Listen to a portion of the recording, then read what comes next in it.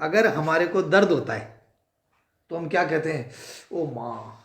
हम अपने माँ बाप को याद करते हैं कि नहीं? हे माँ, मुझे दर्द हुआ। माँ को क्यों याद किया?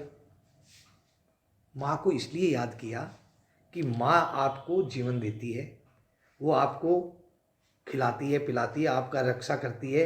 पिता आपको जो है हर ढंग से आपका भरण पोषण करता है। तो आपने जरूरत पड़ने पे किसको याद किया? आपने उसको याद किया जिसने, जो आपको कुछ देता है।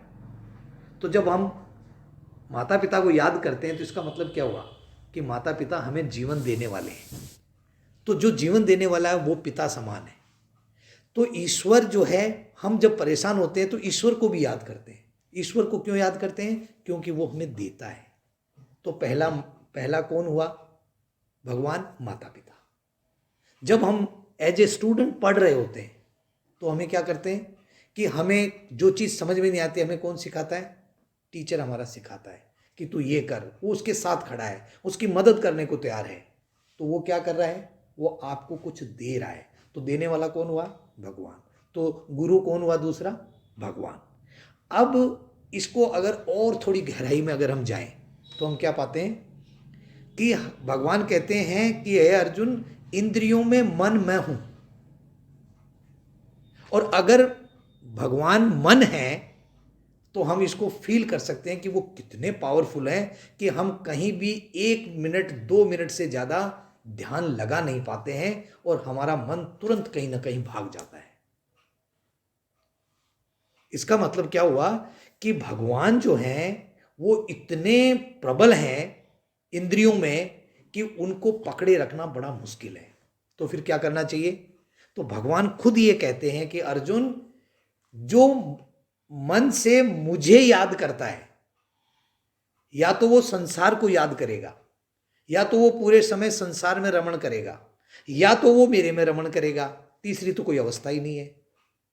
तो हमारा मन जब सांसारिक कार्यों में रमण कर रहा होता है तो ज्यादा जिस काम को हम करेंगे हमारा ध्यान उधर ही चला जाएगा।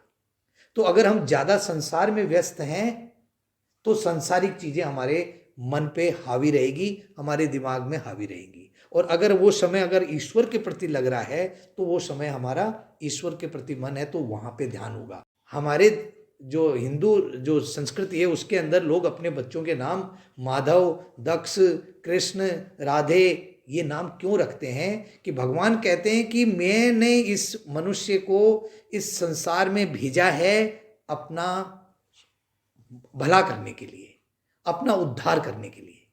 अगर वो भला उद्धार करना चाहता है तो मैं कहता हूं कि वो मेरा अंत समय में भी अगर नाम ले लेता है तो भी वो मुझे ही प्राप्त होता है। अब इससे सरल साधन ईश्वर को प्राप्त करने का क्या हो सकता है? और भगवान खुद कहते हैं अर्जुन, अंत काले मामेम स्मरण मुक्ता कलेवरम। जो अंत काल में मेरा स्मरण करता है वो मुझे ही प्राप्त होता है। तो अगर हम हमारा मन ज्यादा से ज्यादा कहाँ लगा रहे हैं, इसी को अगर हम जीवन के उसमें देखें तो जिस कार्य करने में हम ज्यादा से ज्यादा मन लगाते हैं हम वैसे ही बन जाते हैं।